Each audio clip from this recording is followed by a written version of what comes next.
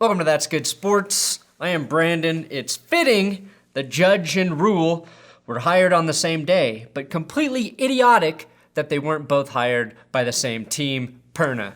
By the way, I really enjoy all of your fake long names for me in the comments. I need to start featuring some, so today, Mason Davis, you win nothing for Brandon, Jason Garrett claps everything but cheeks, Perna. Now there's a little saying Panthers owner David Tepper lives by.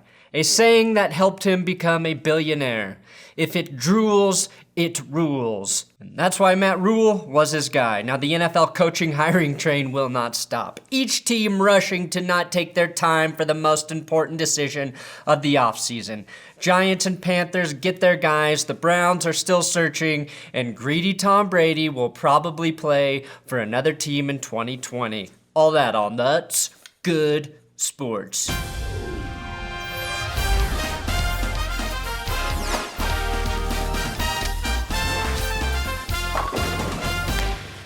Please subscribe to this YouTube channel. Do it. Today's episode is sponsored by Expressvpn, which I'm very excited about because your information security should be a priority. What is a VPN? It's a virtual private network that protects your personal information from being seen by virtual pirates. When you're connected to an unencrypted internet, your personal digital information is exposed to hackers. Expressvpn, through encryption, essentially provides a digital cloak to protect what you don't want others to see. And personally, I've never felt better about my weird search history for the jokes I write on this show, as I know ExpressVPN is protecting my data. Better yet, it gives you access to apps or websites that can be blocked based on your location. Think about a sports team blocked out based on where you live. With ExpressVPN, you can reroute your connection to a different city or country to bypass those restrictions. So, find out how you can get 3 months of ExpressVPN free by clicking the link in the description, going to expressvpn.com/thatsgoodsports. Promo, That's Good Sports. Now the new season of Curb Your Enthusiasm starts this month, but Larry David, should he be an NFL GM? Well, apparently he told Mike McCagnan to draft Lamar Jackson prior to the 2018 draft. I did call Mike McCagnan before the 2018 draft, and I recommended that he draft Lamar Jackson. I have a witness. Really? Yes, I have a witness. And what did he say to you when you said that? He kind of gave me the most condescending. Really? Wow. Yeah. So you actually told him that? Yeah, I told him that, and he kind of he laughed at me. But proving comedians, both real and fake, could run a fucking NFL team better than most GMs. Bill Polian wanted to make Lamar Jackson a wide receiver. What does anybody know? They don't know anything.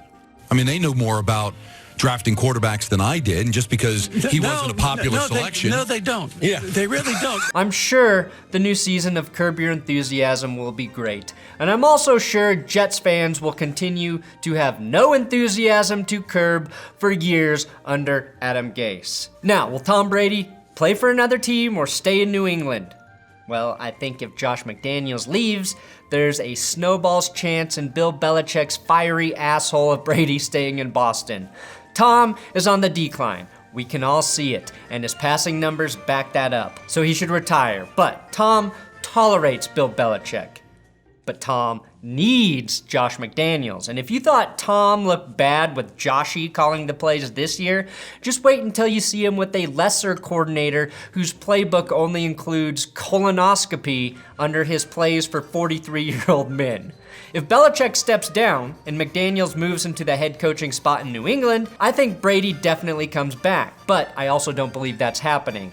If Brady was going to stay, he wouldn't have slashed the $40 million price tag of his home for sale in Brookline, Massachusetts by $8 million. Which sounds like a lot until you learn he and Giselle built that home for $4.5 million. They built it for $4.5 million and listed it for $40 million. That's the equivalent of me building a house for $150,000 and then trying to sell it for $1 million. Brady winning Super Bowls has no real effect on my life, but Tom inflating the real estate market so when my wife inevitably divorces me, leaves me sharing a one-bedroom apartment the size of Brady's food shed where he keeps all of the food he's not allowed to eat on his dumb TB12 diet is just too damn much. Now, if Tom Brady thought winning in the playoffs was tough, with possibly the best defense in the NFL, a league-leading plus 21 turnover differential, an all-time easy schedule, a top 10 offensive line, and a special teams unit that blocked 4 punts, a franchise record, just wait until he tries to get an entirely new offense on the same page with his declining arm. I never thought I would say this, but I hope Tom Brady does not retire and he leaves the nest where he will be eaten alive before he can even sniff the postseason. Now, I think there are 3 winners right now in terms of the head coaching hires: the 49ers, the Ravens, and the Chiefs. They most likely will get to keep all of their coordinators for another season with tremendously talented rosters. Greg Roman is key to the Ravens' offensive success. Robert Saleh, as a coach himself, will benefit from another year running the defense in San Francisco. And the Chiefs, even though Andy Reid is the offensive mastermind, are better with Eric Bieniemy for another season. That said, all of the new head coaches hired have the same chance to succeed or fail. None of us know how any of them will do with their new teams. As a fan of those teams, you should be excited about the change. That said, let me shit on all of them like I know something. Starting with the Panthers. Not only did they hire Baylor's Matt Rhule, but to keep him out of New York, David Tepper gave him a 7-year, $60 million contract with up to $70 million in incentives. Rhule intends to hire Lions quarterback coach Sean Ryan as his offensive coordinator and Phil Snow as his defensive coordinator. My instant analysis is a guy with 2 first names like Sean Ryan will be great, following in the footsteps of Sean Payton, Pete Carroll, and Jim Bob Cooter, who has 3 first names. Now on defense, Phil Snow, also gonna be great. With the last name Snow, he's clearly a bastard, and just like Jon Snow, he will die defending what he believes in, and then come back to life so he can have sex with and then kill a family member. Now, Matt Rhule found a way to clean up the most sexually heinous program in modern college football history. So figuring out how to win with Christian McCaffrey as your best offensive weapon should be a cakewalk. Now, make no mistake though, being from college is not good. Going to college, not good. Steve Spurrier had to enter witness relocation in South Carolina after he failed in the NFL. And Mike Zimmer still has an active bounty on Bobby Petrino's head for what he pulled in Atlanta. Pete Carroll made it work, but that's only because he was already used to the professional model of paying players at USC years before he ever set foot in Seattle. Pete Carroll, of course, learned how to cheat, though, in New England. Look, I've seen Turn on AMC, and New England has been shady as shit for centuries. This should surprise no one. Now, Matt Rhule should be a success in Carolina. He's offensively minded, understands the modern player, and also, per Carolina custom, has no problem drooling all over himself in public. Don't let that fool you, though. The coaches coming from the college level, playing that recruiting game, tend to have a better beat on college prospects and a lot of relationships with the coaches who worked with the players coming into the NFL, which negates everything I just said in that paragraph earlier. But I have to cover all my bases so I am correct in the future. I offered him a scholarship way back when. He wouldn't even come visit me. So now all of a sudden, now what's up? Times change, huh? That's exactly right. Tables have turned. Tables have turned. Look, Carolina is basically Kansas City with better regional college basketball, so as long as you find a franchise quarterback at some point, get Christian McCaffrey arrested for some sort of domestic violence issue, and lose in the playoffs, you are just like Kansas City, and you'll be golden. The Giants. Dave Gettleman has finally settled on his person. Joe, the law will judge you, has been the Patriots special teams coordinator since 2015, was a special teams assistant since 2012, worked with Nick Saban at Alabama from 2009 to 2011, and this last season was also the wide receivers coach in New England, which makes him very hard to evaluate. The Patriots special teams, outside of kicker, had one of the best seasons I've ever witnessed. But the Patriots wide receivers had one of the worst seasons in New England history. Now, Joe's, the law will judge you, greatest strength is strength. And when your greatest strength is strength, it's hard for somebody to be stronger.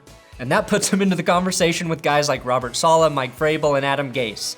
After, of course, he's had his breakfast smoothie of mixed fruit, creatine, and bath salts as one of the strongest coaches in the league. Ian reported back in 2012 that Joe Judge got penalized once for throwing a guy over the team bench at Mississippi State, which is shocking, considering there are literally no laws in Mississippi, which is why Hugh Freeze was allowed to leave the state even after he burned the Ole Miss football training facility to the ground. Sylvester Croom once punched Tommy Tuberville right in the face on the 50-yard line with absolutely no remorse and cheers and applause. In New York, that's only allowed when someone is spotted walking on the street sipping a big gulp through a plastic straw. Now, the Giants also want to interview Jason Garrett to be their offensive coordinator. The same way a person looks in the mirror and thinks, I can be great one day. Jason Garrett looks at a mannequin in the mall wearing a Giants polo and thinks, I can do that once again. I can do that in New York.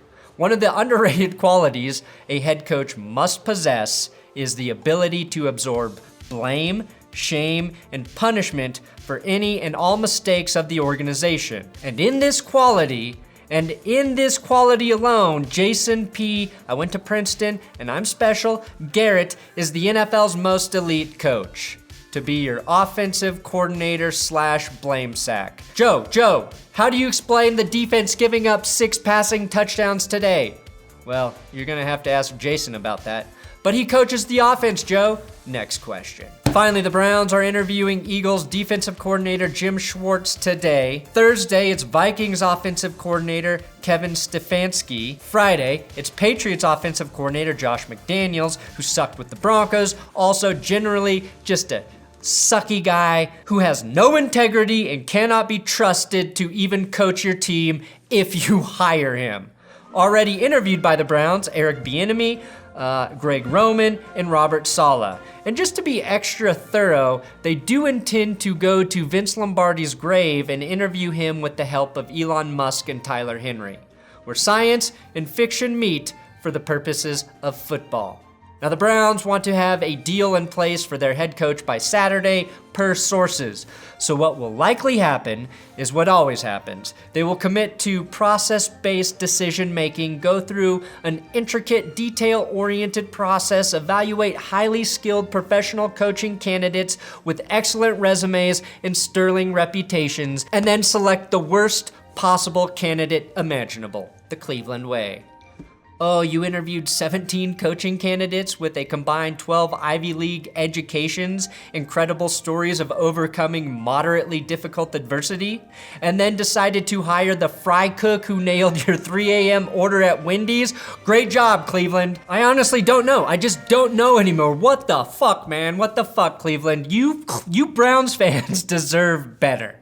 And I'm not sure when it's going to get better. But as I always say here, trust in your government, as the state of Ohio may be adding being a Browns or Bengals fan to the list of qualifying conditions to get you legal medical marijuana. This is a real medical crisis, and it's good to see state legislators take this health crisis seriously for once. Yes, being a fan of pro football in Ohio is a medical condition. So, trust me, as a Broncos fan over the last few years, that legal weed is very helpful. God bless America, good night, and good luck. Thanks for watching another episode of That's Good Sports. Please subscribe here on YouTube. I'm on Twitter, Instagram, at Brandon Perna if you want to follow me there. And a shout out to at TJ Carpenter Show for helping me with this episode. You can give him a follow on Twitter as well. And those are all the people you have to follow today. And if you want to be a leader, don't even try. It's not worth it.